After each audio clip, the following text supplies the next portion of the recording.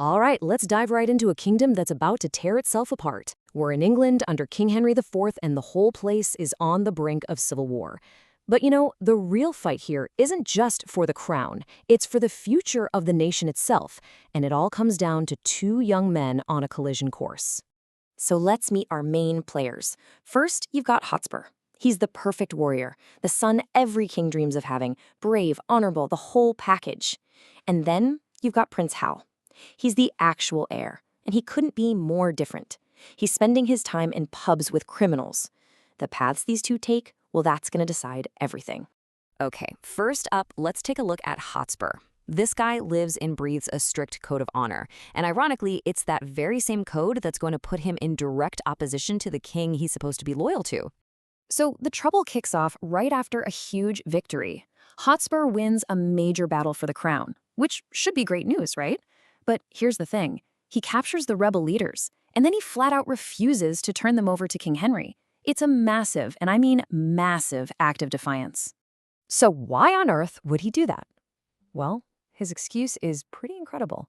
He says the last straw was when the king sent this fancy, perfumed court official, a pestering popinjay, he calls him, to deal with the prisoners. For a rough, battle-tested soldier like Hotspur, that was just the ultimate insult. And you can see how this one personal insult just snowballs into a full-blown war. It happens in three basic steps. First, Hotspur holds on to the prisoners. Then the king hits back by refusing to pay the ransom for Hotspur's own brother-in-law. And finally, Hotspur, feeling totally betrayed, makes a stunning move. He teams up with his family's worst enemies to try and take down the king. Meanwhile, while Hotspur is busy planning a coup, Prince Hal is, well, he's on a very different track. Let's see what this so-called heir to the throne has been up to. Yeah, forget the royal court. Prince Hal is hanging out in a dingy tavern, drinking with a bunch of petty thieves. And his role model, his mentor, it's not some wise statesman, it's Sir John Falstaff, a hilarious, larger-than-life knight who's basically become a father figure to him. To the rest of the world, it looks like Hal has just thrown his life away. But here comes the big twist. When he's alone, Hal lets us in on a secret. This whole slacker act, it's completely intentional. He calls it a calculated redemption. He's lowering everyone's expectations of him to rock bottom so that when he finally decides to act like a king, his comeback will look absolutely spectacular. And this contrast just says it all, doesn't it? While Hotspur's in a war room, literally carving up a map of England to split with his co-conspirators, what's Hal planning? A prank. He and a buddy are going to dress up in disguises and rob Falstaff just for the fun of hearing his ridiculous excuses later. Two totally different worlds. Well, Hal's vacation from responsibility is about to come to a very sudden end. These two separate worlds are finally on a collision course, and it's going to get messy. And here it is, the moment of truth.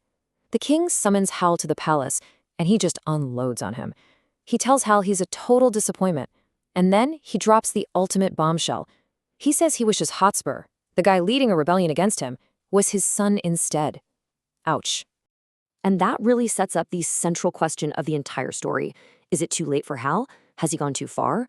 Is this whole calculated redemption thing just a fantasy? Or can this party prince actually step up and become the hero his country needs?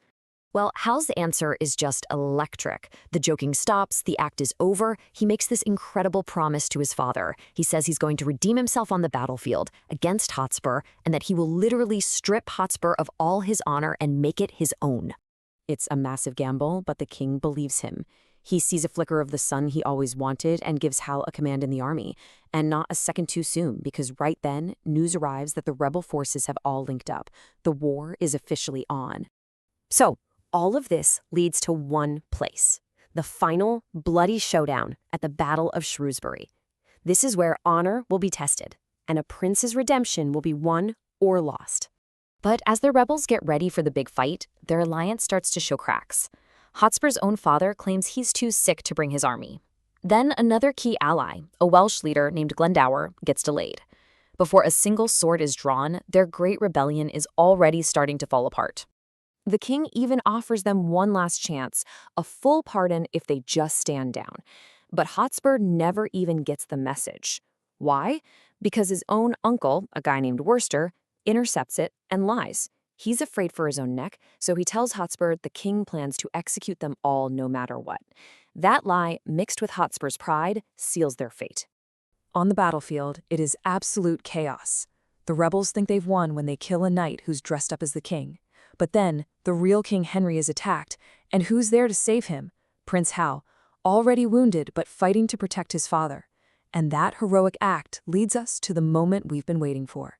Hal versus Hotspur, one-on-one. And in that final duel, Hal is victorious.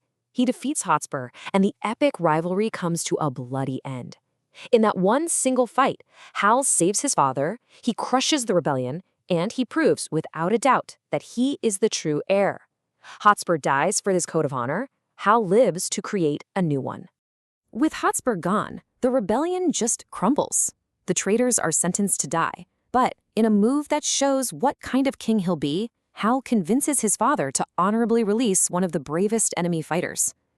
The main battle is won, but the king makes it clear the war for England isn't over yet. So that leaves us with the big question at the end of it all. We just watched Prince Hal go from a tavern bum to a national hero.